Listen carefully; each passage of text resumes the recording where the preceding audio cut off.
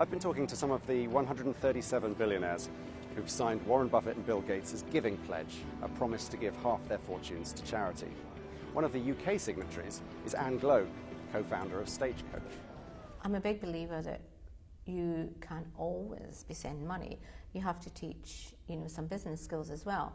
And I've used that hugely. I mean, I run my philanthropy very tightly, very close budgets. People are very accountable for all the money that's sent. And I didn't make my money easily, and I look for the best value I can possibly get for that money. And I think most people are very aware of that.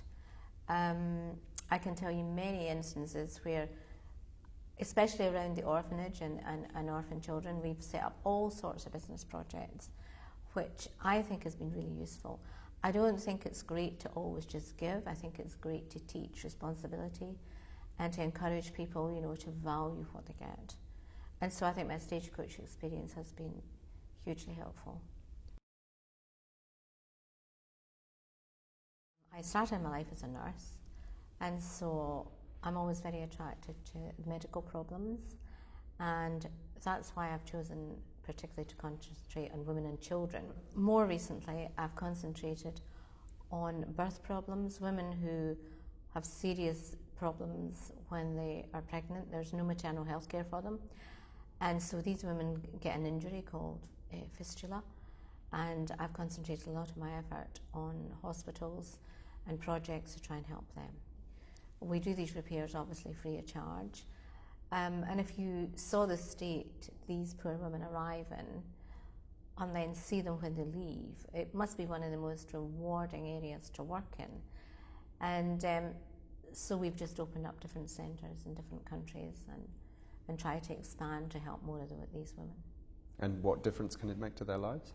Well, interestingly, after an operation of varying severity and of varying lengths of time, they go home and they're accepted back into society because they no longer smell badly, which they do when they first come, and they go back into the village and often go on and marry. And then if they do become pregnant, we pay for 2 caesarean sections, so they really can have their life back. So it's an extremely rewarding area to work in. Our mother always taught us to think about others. So having money hasn't been a new thing for me, for philanthropy. We gave money when we didn't have a lot. My mother was the chairman of the Missionary Society in our church, and she always taught us to think about others. And when we were children, we'd go fruit picking. She'd always encourage us to think about what we would give of that money we earned to others. When we were children, we would be knitting blankets and things to send to Africa then. In our house, if she made a pan of soup, she'd send us with some soup to families that were less privileged than we were, and we were not. We were a poor family. So that was there from the start. So, almost from my mother's knee, we were all taught to think about others. And so to me, the number of nothings is not the issue. It's about having that heart to think about others less privileged than yourself. So I think we were very blessed as children, and we were brought up thinking about that.